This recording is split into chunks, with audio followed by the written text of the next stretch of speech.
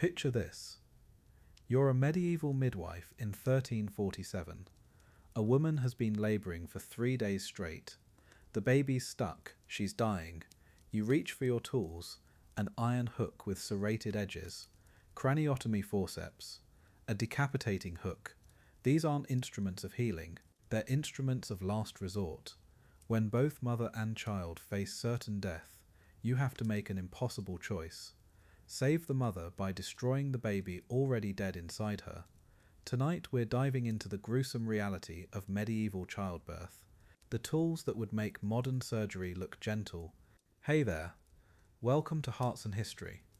If you're settling in for the night, perfect timing, get comfortable under those covers. This story is going to take you back to a time when childbirth was the most dangerous thing a woman could do. If you enjoy falling asleep to history and waking up knowing more, hit that subscribe button and hey, drop a comment telling me where you're listening from and what time it is. I love hearing from you night owls and early birds. Let's begin. Birthing in the Dark Ages. Setting the scene. Medieval Europe, somewhere between 1000 and 1500. Childbirth was a death sentence waiting to happen. 1 in 3 women died during their childbearing years. Think about that. 1 in 3. The babies, 30 to 60%, never saw their first birthday.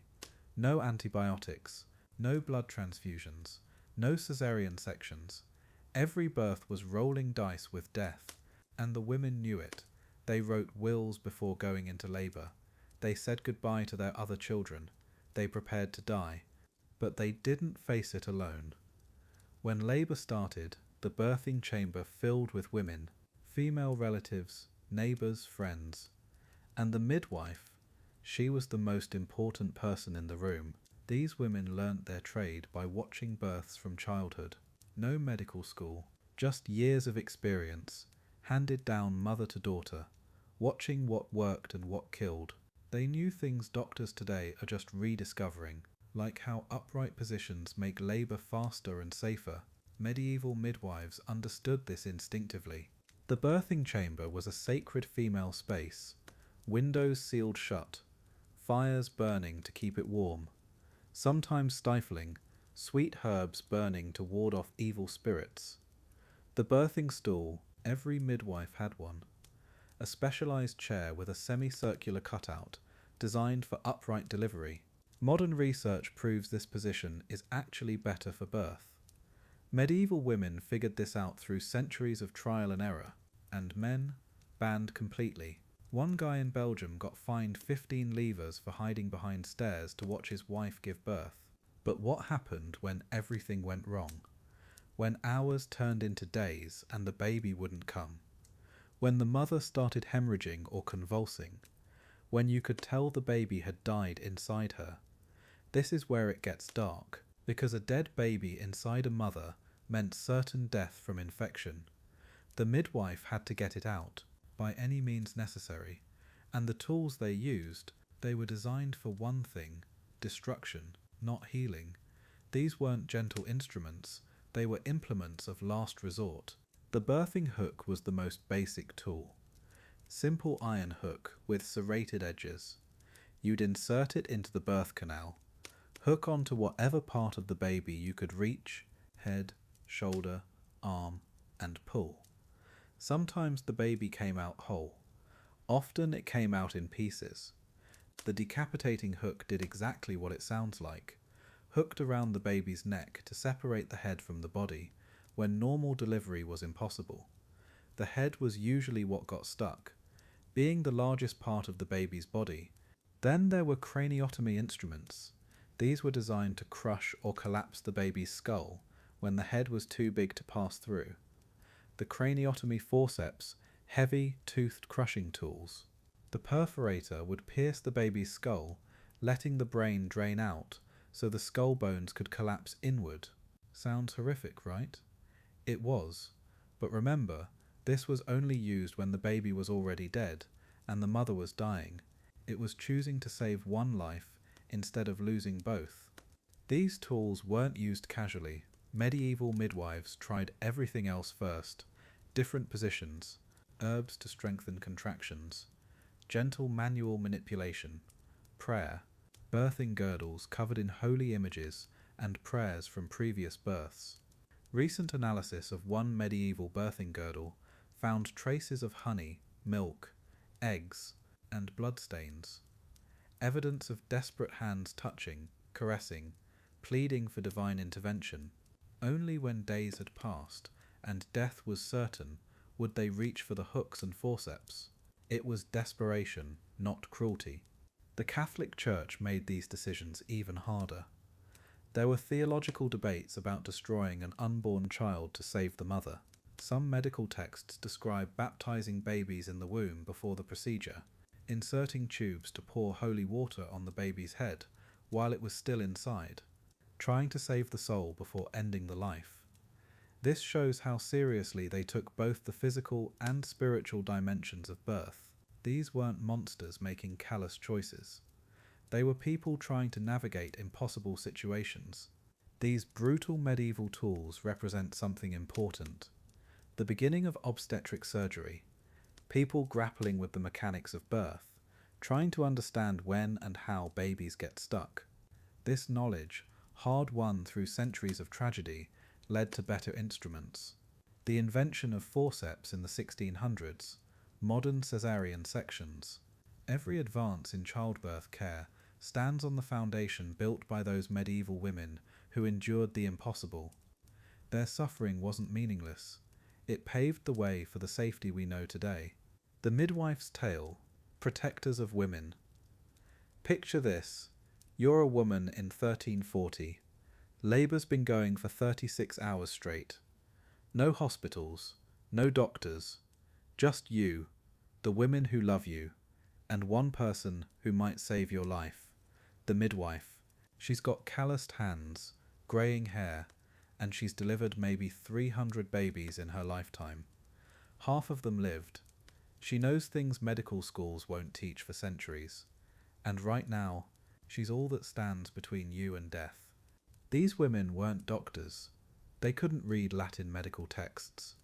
Most couldn't read at all. But they knew something modern medicine is just rediscovering that birth works best when women feel safe, when they're surrounded by other women who've been there, when someone with steady hands and a calm voice talks them through the worst pain of their lives. Midwives learned by watching, by doing, by losing some and saving others, until their instincts became sharper than any textbook knowledge. They started young, these future midwives, maybe 12 years old, helping their own mothers give birth to yet another sibling, fetching hot water, holding hands, learning to read the signs when a woman's breathing changed, when her colour shifted, when something was going wrong. By 20, they'd seen normal births and nightmare births. By 30, they were the ones other women called when labour started. By 50, they were legends in their villages. A good midwife carried her knowledge in her bones. She knew that walking helped labour progress, that warm compresses eased pain, that certain positions opened the pelvis wider. She had herbs, raspberry leaf to strengthen contractions, valerian root for pain, ergot to stop bleeding after delivery. Dangerous herbs too, ones that could kill if used wrong. But she knew the difference. She'd learned it the hard way, through years of trial and error. When things went sideways, and they did, often, the midwife became part engineer, part warrior. Baby's shoulder stuck. She knew how to rotate the mother, how to apply pressure just right. Cord wrapped around the neck. Her fingers moved faster than thought, unwrapping, protecting. Breech birth? She'd delivered dozens backwards, talking the baby out inch by careful inch. These weren't procedures she'd read about. They were skills carved into her muscle memory through sheer necessity. But here's what gets me about these women. They knew when they were beaten, when the baby was clearly dead but wouldn't come out, when the mother was bleeding too much to save, when labour had gone on so long that infection was setting in. That's when the terrible tools came out, the hooks, the crushing instruments, and the midwife had to make a choice no human should have to make. Save the mother by destroying the child. Use iron hooks to pull out a dead baby piece by piece, or watch both mother and child die together. The midwife's hands, the same hands that had gently caught hundreds of healthy babies, now had to become instruments of destruction, not because she wanted to, because sometimes that was the only way anyone survived, and someone had to be strong enough to do it.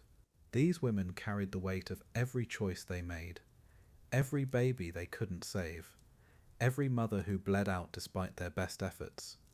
But they also carried the joy, the moment a blue baby took its first breath, the relief in a mother's eyes when the pain finally stopped, the sound of a healthy cry echoing through the birthing chamber. They were witnesses to life and death, sometimes within the same hour. The birthing chamber was their domain. Warm, dim, filled with the scent of herbs and the sound of women's voices. Male doctors, they stayed outside unless called for the worst emergencies. This was women's territory. The midwife commanded it like a general, positioning labouring women on birthing stools, directing helpers, deciding when to intervene and when to wait. Her word was law when life hung in the balance. Some midwives became legends. Women would travel for miles to have them attend their births. They'd pay whatever they could, coins, chickens, promises of grain after harvest. A respected midwife held a unique position in medieval society. She was poor but powerful, uneducated but wise. She knew everyone's secrets, attended everyone's most vulnerable moments. She was mother, healer, and sometimes executioner, all wrapped into one determined human being.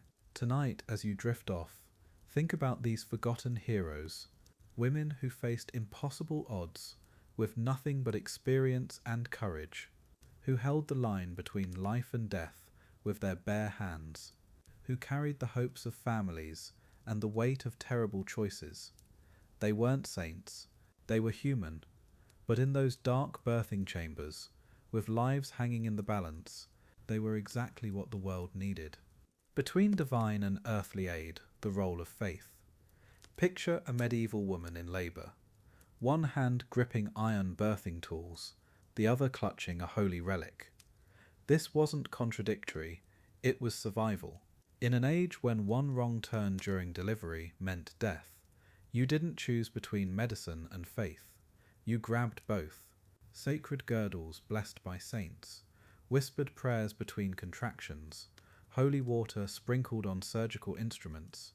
This was medieval childbirth, where the physical and spiritual worlds collided in the most desperate moments of human experience. Walk into any medieval birthing chamber, and you'd find two kinds of preparation happening simultaneously.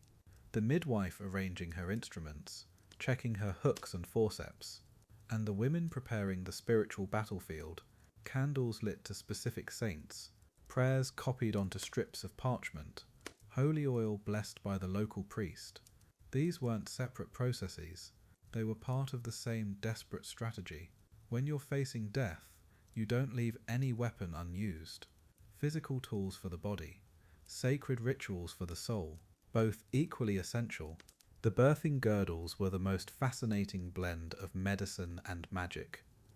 These long parchment scrolls covered in prayers, images of saints, and, here's the wild part, actual bloodstains from previous successful births. Women would wear them around their bellies during labour, believing that the spiritual power of past survivors could transfer to them. Recent analysis found honey, milk, and vaginal fluids on these girdles. They were kissed, touched, caressed by desperate hands, sacred medical equipment, physical prayers you could actually hold on to. The prayers themselves reveal everything about medieval priorities. Saint Margaret, who burst forth from the dragon's belly, helped me birth this child safely. Margaret was the patron saint of childbirth, because legend said she'd escaped from inside a dragon. The symbolism was perfect, emerging alive from something that should have killed you. That's exactly what medieval women needed to do. Labour wasn't just physical, it was a spiritual battle against death itself, and they needed a saint who understood what it meant to fight your way out. But it wasn't just Margaret. Medieval women had an entire roster of saints for different childbirth crises. Saint Raymond Nonatus for breech births. He was supposedly cut from his mother's womb. Saint Gerard for general protection. Saint Brigid for milk production after birth. They'd pray to whoever matched their specific emergency. Having trouble with contractions? There's a saint for that. Baby stuck? Different saint. It was like having a specialized medical team, except they were all dead, and you reached them through prayer instead of a hospital intercom. The actual birthing process became a religious ceremony. Holy water sprinkled on the birthing stool, prayers recited between contractions. Sometimes a priest would stand outside the chamber, blessing the proceedings. The midwife herself might pause her medical work to lead prayers when labour stalled. This wasn't superstition interfering with medicine. This was medieval people using every tool available. When your medical knowledge came from ancient Greek texts and trial and error experience, spiritual intervention felt just as scientifically valid as physical manipulation. Maybe more so. Here's where things got complicated though. Faith sometimes clashed directly with medical necessity. Catholic doctrine taught that every soul was precious, including the unborn child's soul.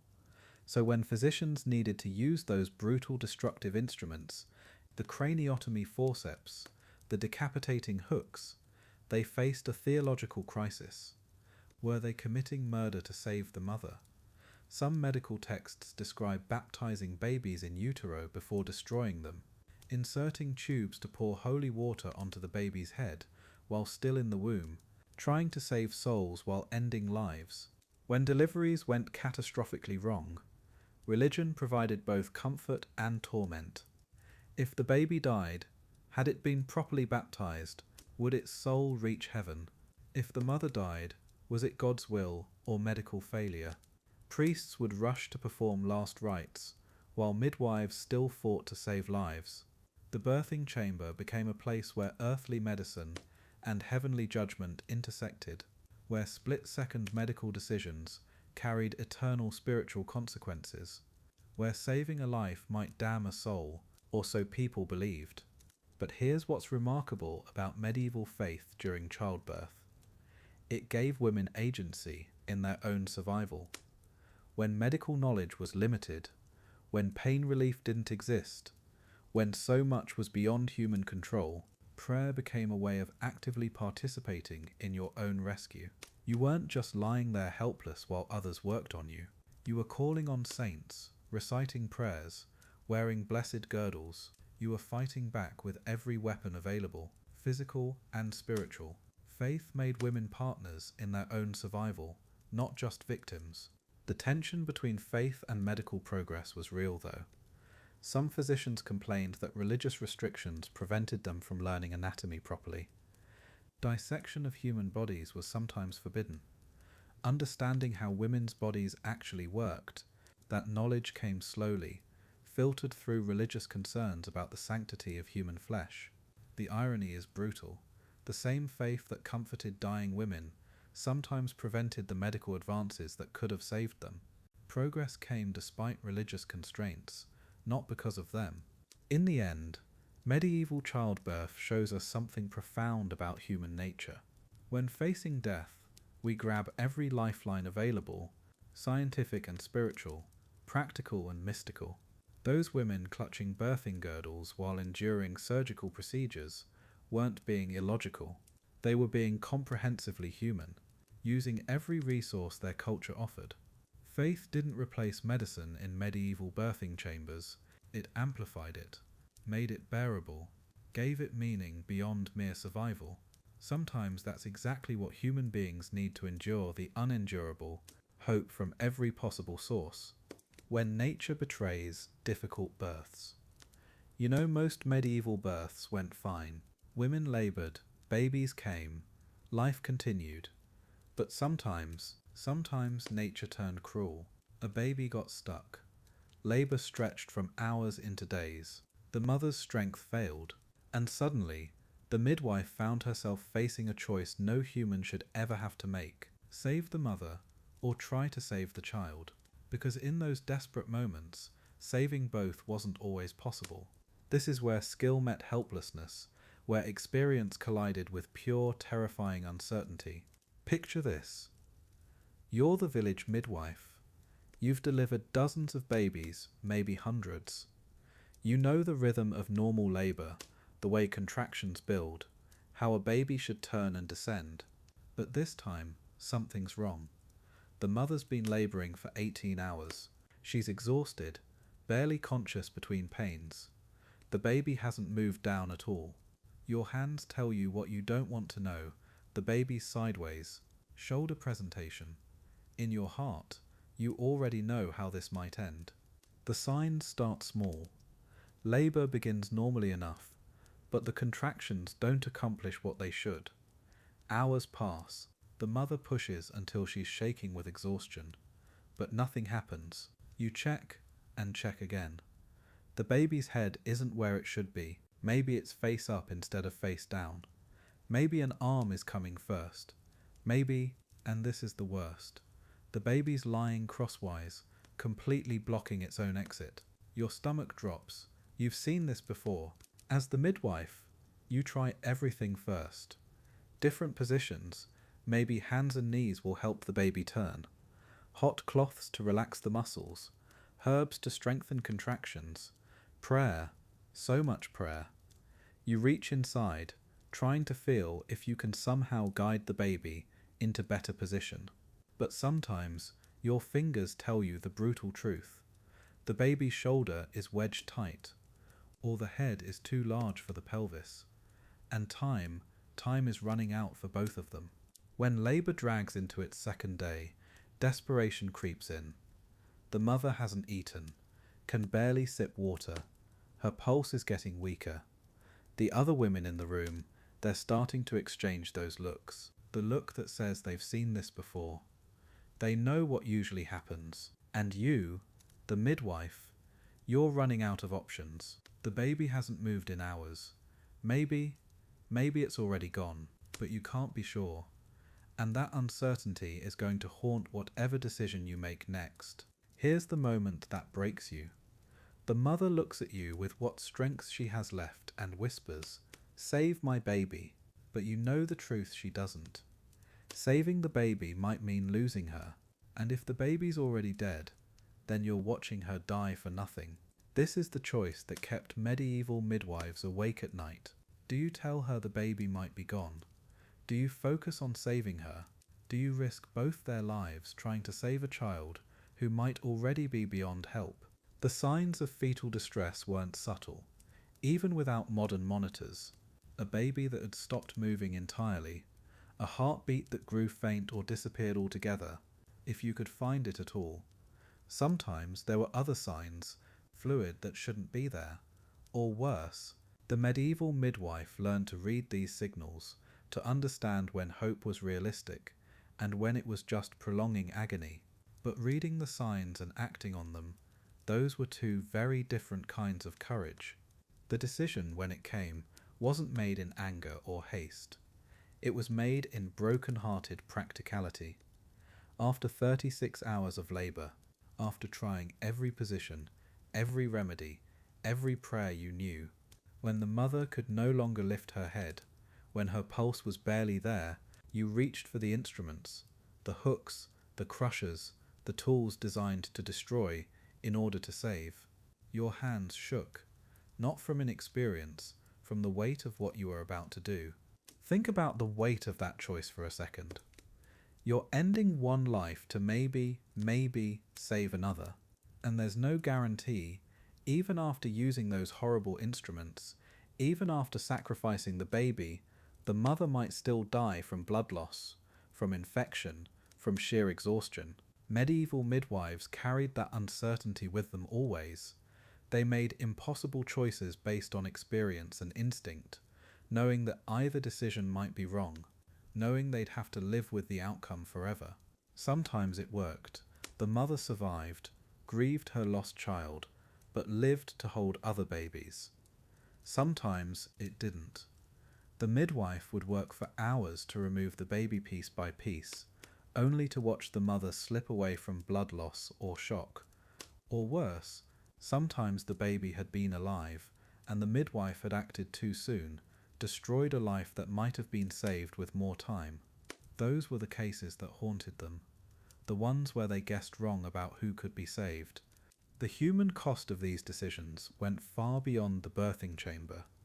Midwives who made these calls carried the weight for the rest of their lives. Fathers who lost wives or children, they had to look at the midwife in the village square, knowing what she'd done. Mothers who survived but lost babies, they grieved not just the child, but the brutal way that child had died. These weren't just medical decisions. They were tears in the fabric of entire communities, wounds that never fully healed.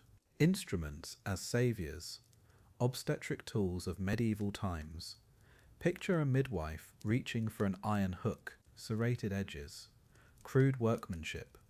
This wasn't for cutting bread or hanging herbs. This was for pulling babies from their mothers when everything had gone wrong. The birthing hook, the crochet, it sounds almost delicate, doesn't it? Like needlework. But this tool often meant the difference between a woman living or dying in that dim, herb-scented birthing chamber. Tonight we're exploring these instruments of last resort. Childbirth in medieval times was the most dangerous thing a woman could do. Think about that. More dangerous than plague, than warfare, than famine. 1 in 3 to 1 in 5 women died during their childbearing years. Most from complications during delivery. No antibiotics, no blood transfusions, no emergency caesarean sections. Every birth was rolling dice with death, and when things went catastrophically wrong, when labour stretched from hours into days, that's when these brutal tools came out. The birthing hook was the simplest and most common of these instruments. Just an iron hook, really, sometimes with teeth or a serrated inner edge. Medieval physicians called it a crochet, from the French word meaning little hook. Sounds almost innocent, right? But this tool could mean salvation or horror, depending on the circumstances. In the best cases, it helped deliver a stuck baby who might still live. In the worst cases, well, that's where things get difficult to hear. When a baby died inside the womb and couldn't be delivered naturally, the mother faced certain death. The body would decompose, causing infection. The midwife had to remove the baby by any means necessary. The crochet would be inserted and used to hook onto whatever could be reached, a shoulder, a limb, the head. Sometimes the baby came out whole. Often it didn't. This sounds horrific because it was, but sometimes it was the only way to save the mother's life. Medieval physicians developed an entire arsenal of these instruments. The decapitating hook, designed to hook around the baby's neck and sever the head when normal delivery was impossible.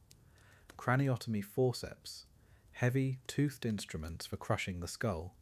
Cleidotomy scissors, strong enough to cut through collarbones, collapsing the shoulders when the baby was stuck. Each tool had a specific, terrible purpose. Each represented an impossible choice between losing both mother and child or saving one. The decapitating hook was exactly what it sounds like, a specialized instrument designed to separate the baby's head from its body when delivery seemed impossible. The head, being the largest part, often became the main obstacle.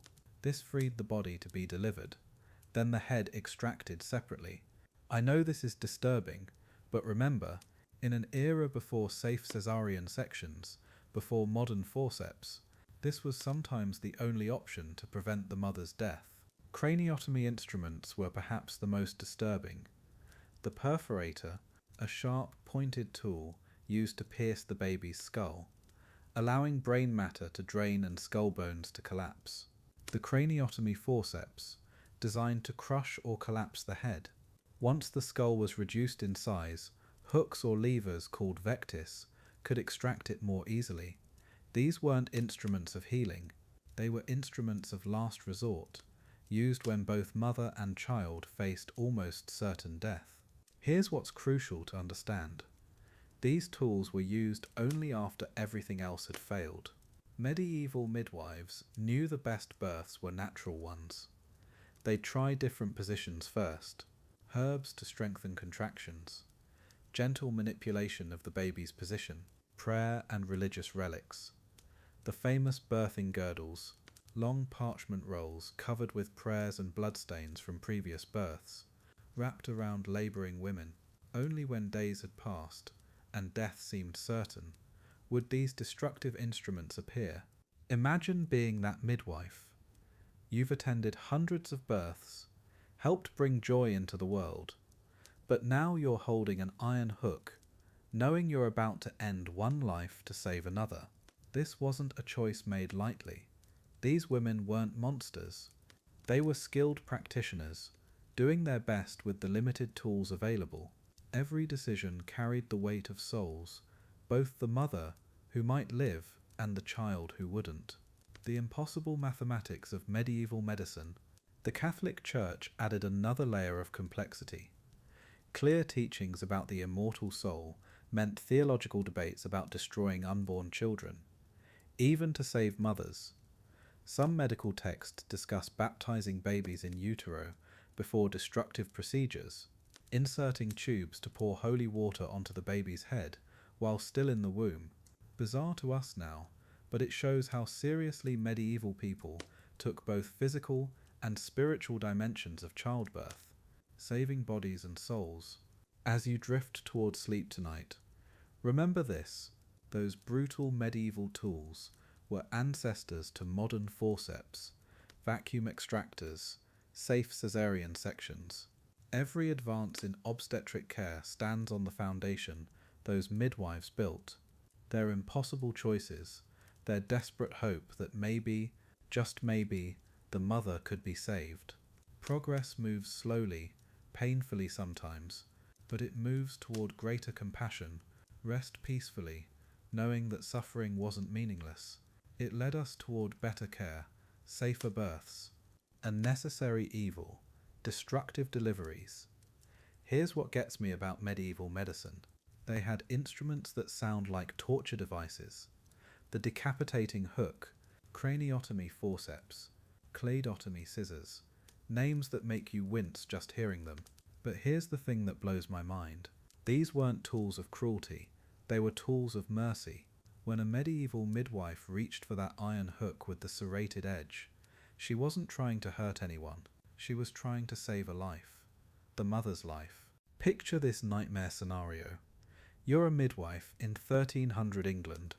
A woman's been in labour for 3 days. The baby's stuck, won't come out. And you absolutely know, that if nothing changes, both mother and child will die. The baby might already be dead inside her. What do? This was the impossible choice medieval birth attendants faced every single day.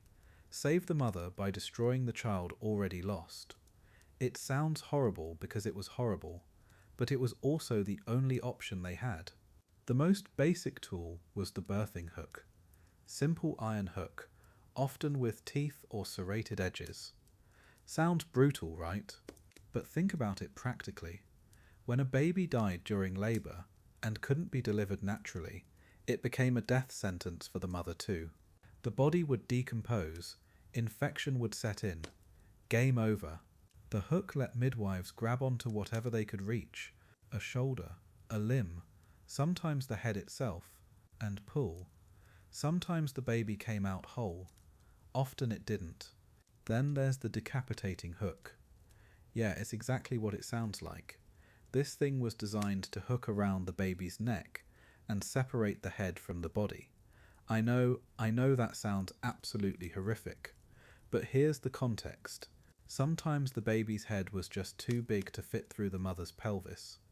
Before caesarean sections, before forceps, this was the only way to get that baby out and save the mother. Desperate times called for desperate measures.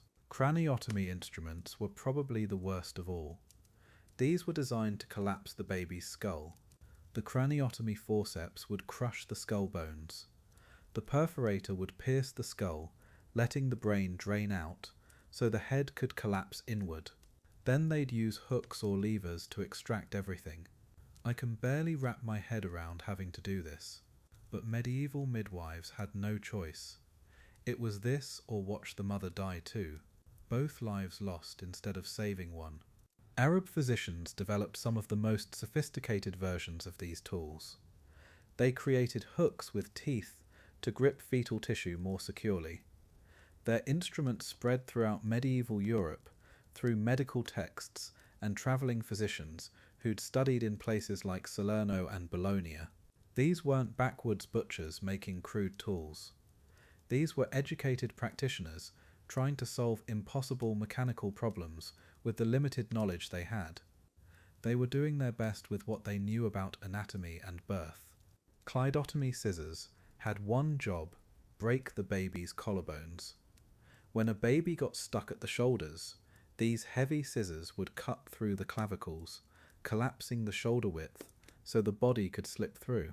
They had to be strong enough to cut bone, which made them these crude, heavy instruments. But again, this wasn't sadism. This was problem solving. How do you get a stuck baby out when the shoulders are too wide? You make the shoulders smaller. The obstetrical fillet was actually one of the gentler options. This was a flexible band made of whalebone or leather that could be looped around the baby's head or body. By pulling on both ends, you could apply gentle traction to ease the baby out. This was one of the first instruments that could potentially save both mother and child when used right. It required skill and patience, qualities not every practitioner had. But when it worked, it was a miracle compared to the alternatives. Here's what you have to understand. These tools were absolute last resort.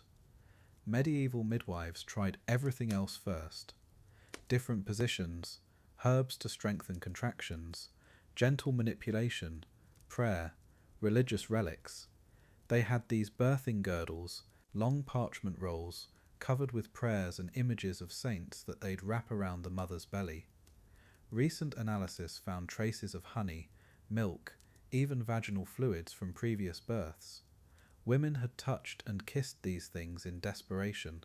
Only when everything else failed would the hooks come out. The Catholic Church had opinions about all this, obviously. There were theological debates about destroying an unborn child to save the mother. Some medical texts describe baptizing the baby while it was still in the womb, inserting a tiny tube to pour holy water on the baby's head before performing the procedure. Think about that. They were trying to save the baby's soul even as they had to end its life.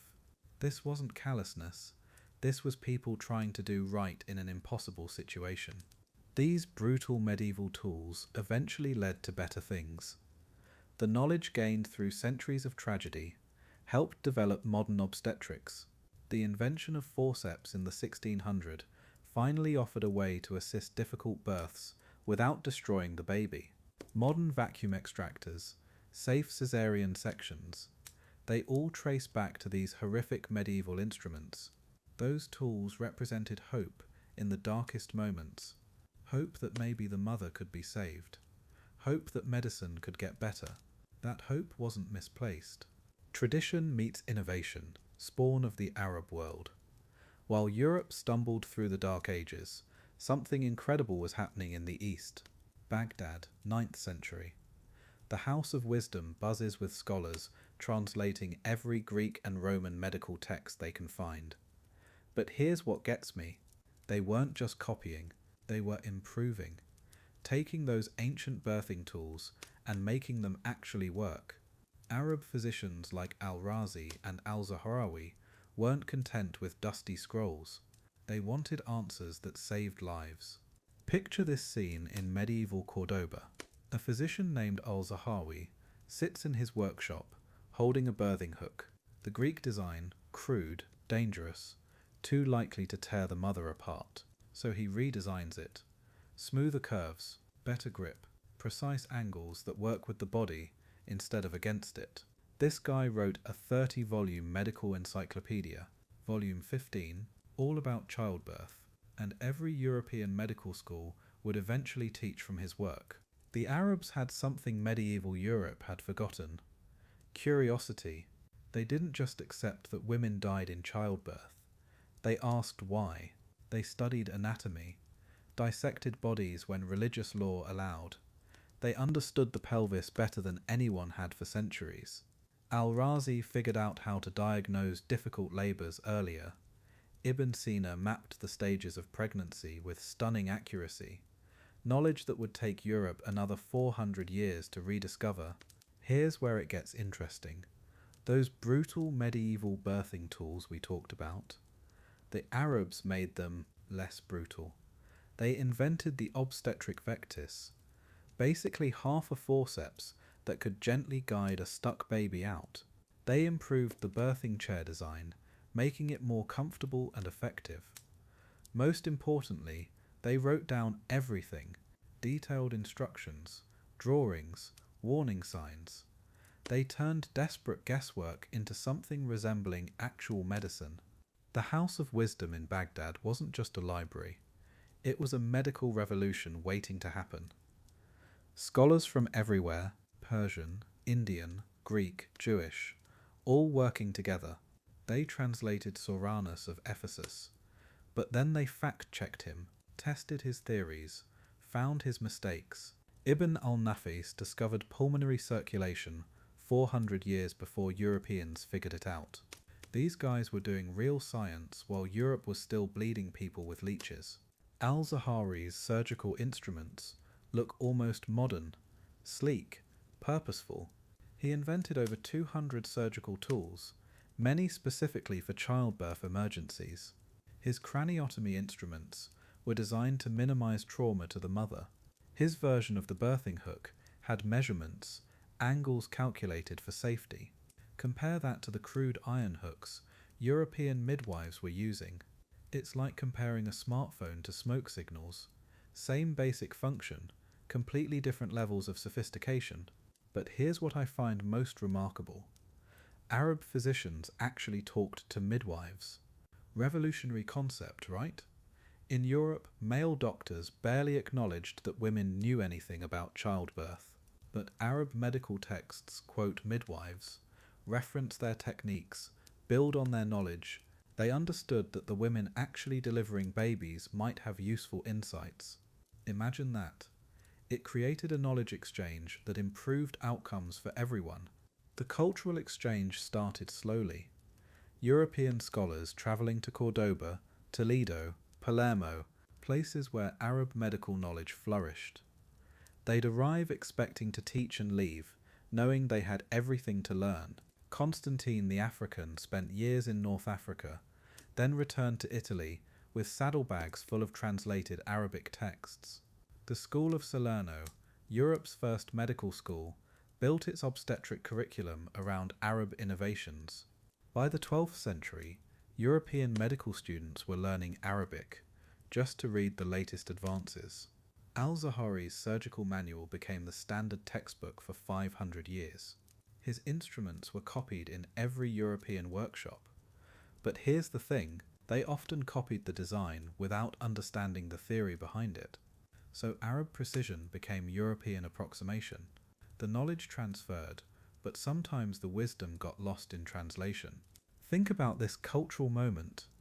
Arab physicians preserving Greek wisdom while European libraries burned, improving on ancient designs while European medicine stagnated. They kept the flame of medical knowledge alive during Europe's darkest centuries. When European medicine finally began its Renaissance awakening, it was Arab innovations that lit the way. Those improved birthing tools, better anatomical understanding, systematic medical education, all originally Arab contributions.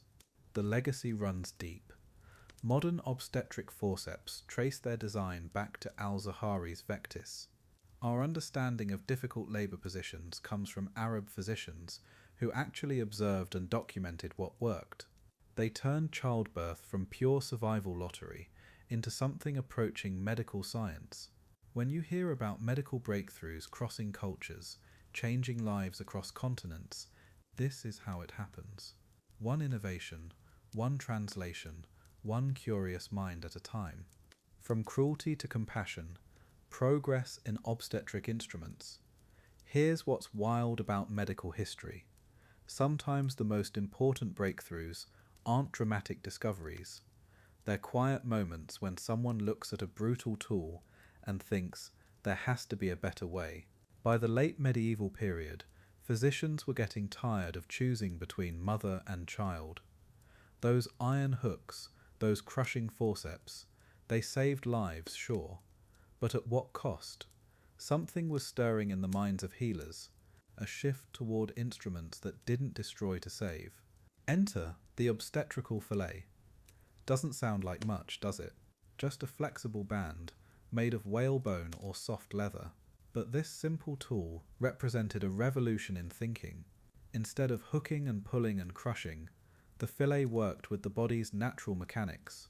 You could slide it gently around the baby's head or shoulders, apply steady, even pressure, and sometimes, just sometimes, ease a stuck baby out without destroying anything.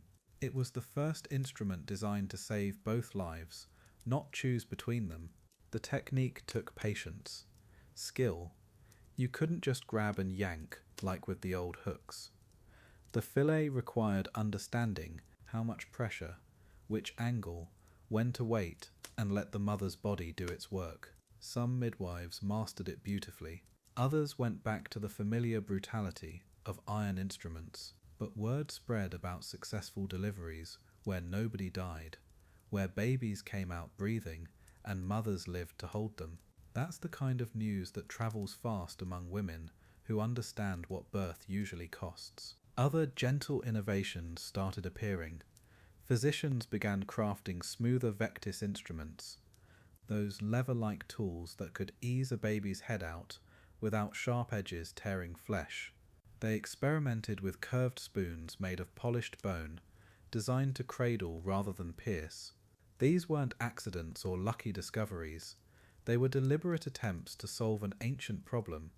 How do you help when nature gets stuck, without becoming the thing that destroys? The mindset was shifting from save who you can, to save everyone possible. You can trace this change in the medical texts of the time. Earlier manuscripts read like battle manuals, when to deploy the hook, how to position the crushing forceps. But by the 15th and 16th centuries, you see different language creeping in. Words about gentleness, discussions of timing, of waiting, of working with the mother's contractions instead of against them. Physicians were starting to see birth as a natural process that sometimes needed assistance, not a medical emergency requiring violent intervention. It's a subtle shift, but revolutionary. The real breakthrough came from understanding anatomy better. Renaissance physicians were dissecting bodies, mapping the female pelvis, studying exactly how babies moved through the birth canal. They realized that most stuck babies weren't truly stuck, they were just positioned wrong. A slight rotation, a gentle adjustment of angle, and natural birth could continue. This knowledge led to instruments designed for repositioning rather than extraction, tools that worked like mechanical midwives' hands, applying pressure in just the right spots to guide rather than force. Then came the experiments with paired instruments. Instead of one brutal hook or lever, what if you used two curved pieces working together? This thinking led to early forceps designs, matched instruments that could cradle a baby's head between them, distributing pressure evenly. The concept was brilliant. Create a temporary extension of the birth canal, smooth and curved, that could guide the baby out safely. Several inventors were working on this idea simultaneously across Europe. The solution was in the air, waiting to be perfected. The Chamberlain family in England finally cracked it. Sometime in the early 1600s, they developed the first truly effective obstetric forceps. But here's the crazy part. They kept it secret for over a century. Family trade secret. They'd arrive at difficult births carrying a mysterious carved wooden box, demand that everyone else leave the room, and somehow deliver babies that other physicians couldn't save. The results spoke for themselves. Mothers and babies both surviving impossible situations. But nobody else knew how they did it. When the forceps design finally became public, it changed everything. Suddenly, physicians had an instrument that could apply controlled, even pressure around a baby's head without crushing the skull. The curved blades locked together, creating a protective cage that distributed force safely. For the first time in history, difficult births didn't automatically mean choosing who would die. Skilled operators could save both mother and child in situations that had been death sentences for centuries. The age of truly compassionate obstetric care had begun. The psychological impact was huge. Midwives and physicians no longer had to steel themselves for making impossible choices. Pregnant women could hope for better outcomes. Families didn't automatically prepare for loss every time labour began. This shift in expectation drove further innovation. If both lives could be saved in difficult cases, then surely normal births could be made even safer. The focus turned to prevention, to understanding what causes problems before they become crises. Medicine was finally learning to heal rather than just choose who to save. This journey from cruelty to compassion reveals something fundamental about human nature. We're not content with brutal solutions, even when they work. Given time and knowledge, we keep pushing toward gentler ways, better outcomes, tools that preserve rather than destroy. Those medieval hooks and crushing forceps weren't evil, they were the best desperate people could do with limited understanding. But the obstetrical fillet, the early forceps, the shift toward working with nature instead of against it, that's humanity at its finest, always reaching for something better. Theological tensions, the church and childbirth. Picture this, a medieval midwife kneeling beside a labouring woman, 3 days into impossible labour. The baby's stuck, dying, maybe already dead. But here's the thing that made everything more complicated. The church taught that every soul mattered, every single one. So when that midwife reached for her destructive instruments, she wasn't just making a medical decision, she was making a theological one. Save the mother by destroying the child, or let both die in God's hands. Medieval birthing rooms weren't just places of medicine, they were battlegrounds between heaven and earth. The church had very specific ideas about when life began. Most medieval theologians followed Aristotle's theory that the soul entered the male body at 40 days after conception, female body at 90 days. But here's where it gets messy. Nobody could tell the sex of an unborn baby, so was it 40 days or 90? And what about babies born early, late? The uncertainty was maddening for birth attendants who needed clear moral guidance. When you're holding instruments that could destroy a child, these weren't just philosophical questions. They were life and death decisions with eternal consequences. Thomas Aquinas made it even more complicated. He argued that the rational soul, the thing that made humans human, didn't arrive until the fetus was fully formed. Before that, just vegetative and animal souls. Sounds academic, right? Wrong. This distinction determined whether destructive delivery was murder or medical necessity. If the baby didn't have a rational soul yet, maybe it was acceptable. But if it did, you were destroying a person with an immortal soul. Midwives and physicians wrestled with these questions while women screamed in labour. Philosophy meeting brutal reality in the most intimate space possible. The church's official position was crystal clear. Both mother and child were precious souls. Both deserved protection. But what happens when you can't save both? Medieval medical texts wrestled with this constantly. Some argued that since the mother was already a rational being, her life took precedence. Others said the innocent unborn child's soul was purer. Most just avoided the question entirely.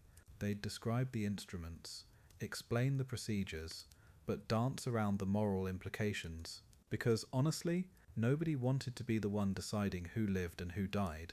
That responsibility was crushing. Here's where medieval ingenuity meets desperation. Baptism in utero. If you had to destroy the baby, at least you could save its soul first. Priests developed special techniques, tiny tubes inserted through the birth canal, to pour holy water onto the baby's head while it was still inside the womb. Sounds impossible. It wasn't. Medical manuscripts describe the procedure in detail. The priest would insert a small reed or hollow tube, carefully position it near the baby's head, and baptize the child before the destructive instruments were used. Salvation through plumbing. Medieval Christianity was nothing if not practical, when souls were at stake. But even baptism in utero sparked debates. Was it valid if you couldn't be certain the holy water touched the baby's skin? What if the tube missed? What if the baby was positioned wrong? Some theologians argued that intention mattered more than technique. Others demanded absolute precision. Meanwhile, women were dying while priests and doctors argued about the mechanics of salvation. The famous theologian Antoninus of Florence finally declared that any attempt at in utero baptism was better than none. Sometimes practicality wins over perfection, even in matters of the soul. The cooperation between priests and midwives was complicated. Officially, childbirth was women's domain. Men, including priests, were supposed to stay away.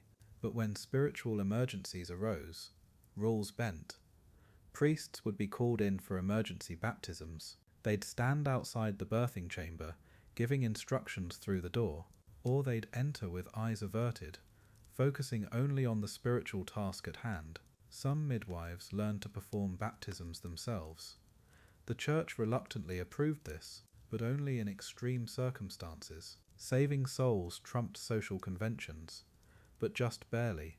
Then there was limbo, that theological grey area for unbaptized babies. Not heaven, not hell, but somewhere in between. Medieval parents found this concept both comforting and terrifying. Comforting because their unbaptized children weren't suffering in hell. Terrifying because they weren't in paradise either.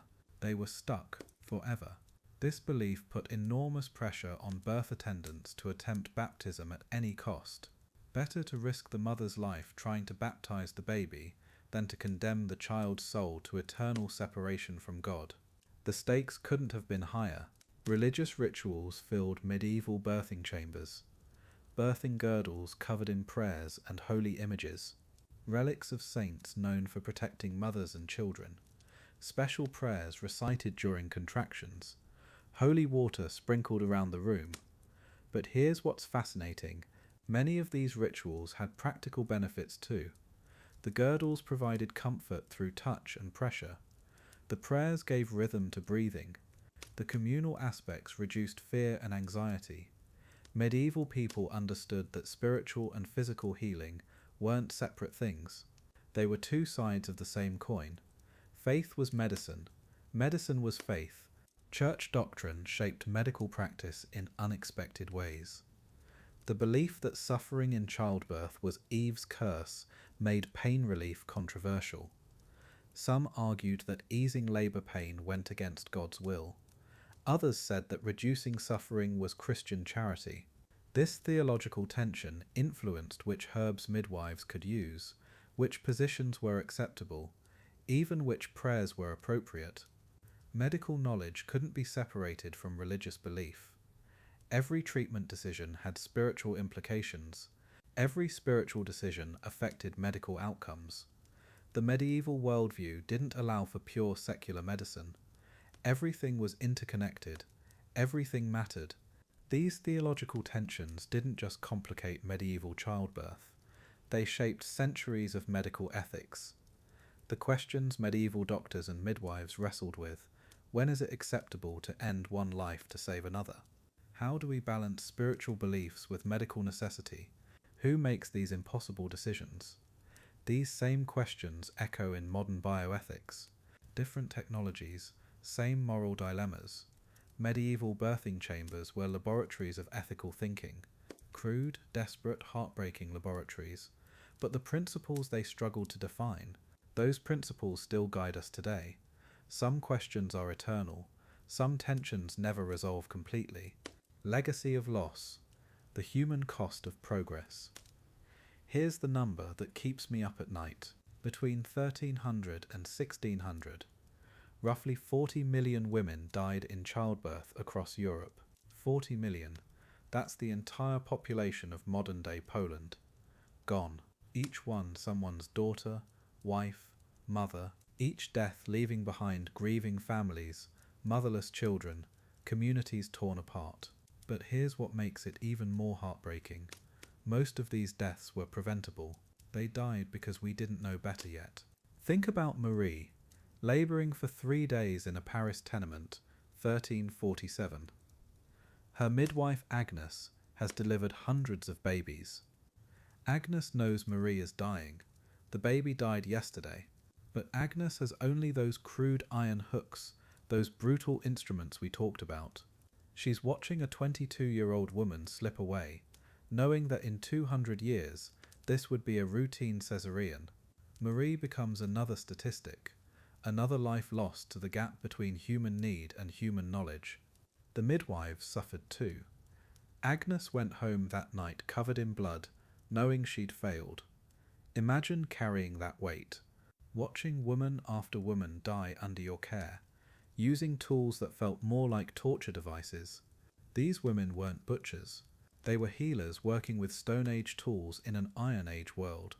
The psychological toll was crushing. Many midwives drank heavily. Some lost their minds entirely. The few records we have describe women broken by repeated failure. But something incredible happened in all that darkness. They never stopped trying. Agnes trained her daughter trained her daughter. Each generation passed down, not just the brutal tools, but the desperate hope that someday, somehow, things would get better. They experimented, they observed, they documented what worked and what didn't. Every small improvement cost lives to discover, but slowly, painfully, medical knowledge grew from their accumulated failures and rare successes. The real breakthrough came from understanding their failures. When Andreas Vesalius started dissecting bodies in the 1500s, he discovered that medieval anatomical knowledge was completely wrong. The birth canal wasn't shaped like they thought. The baby's skull could compress differently than ancient texts claimed. Those failed deliveries, those lost mothers and babies, they became data points. Tragic data points that slowly revealed how birth actually worked. Knowledge built on graves, but knowledge nonetheless. By 1600, something was shifting. The Chamberlain family invented obstetric forceps, kept them secret for a century. Imagine that they had tools that could save lives, but hid them to maintain their monopoly. When the secret finally leaked, maternal mortality started dropping. Not dramatically, not quickly, but it dropped. Those medieval hooks and saws began gathering dust. The age of destructive delivery was ending. The age of saving both mother and baby had begun. Fast forward to today, a modern caesarean section takes 20 minutes. Both mother and baby survive in 99% of cases. The epidural means no pain. Blood banks mean no death from hemorrhage. Antibiotics mean no infection. Ultrasounds catch problems months before birth. Every tool in a modern delivery room exists because medieval women died without them. Their deaths weren't meaningless. They were tuition paid in blood for the knowledge we have now. The courage blows me away. Knowing the odds, medieval women still chose pregnancy, still risked everything for the chance to bring life into the world. And the midwives, they kept showing up, kept learning, kept trying to do better with inadequate tools and incomplete knowledge. They were warriors fighting an invisible enemy with bronze weapons. They lost more battles than they won, but they never surrendered. They passed the torch to us. Every expectant mother today inherits this legacy. When she walks into a modern delivery room, she's surrounded by 800 years of accumulated wisdom. The monitors tracking her baby's heartbeat, the surgical tools standing ready if needed, the trained doctors and nurses, all of it exists because women like Marie didn't survive, and people like Agnes refused to accept that as inevitable. Progress is always built on the bones of those who came before. But here's the sobering truth. Even today, childbirth kills. 650 women die every day worldwide from pregnancy complications. Most in places where medieval conditions still exist. No skilled attendants, no clean instruments, No emergency surgery. The battle Agnes fought in medieval Paris is still being fought in remote villages. The medieval world isn't history everywhere. It's Tuesday morning in parts of Chad, Afghanistan, rural India.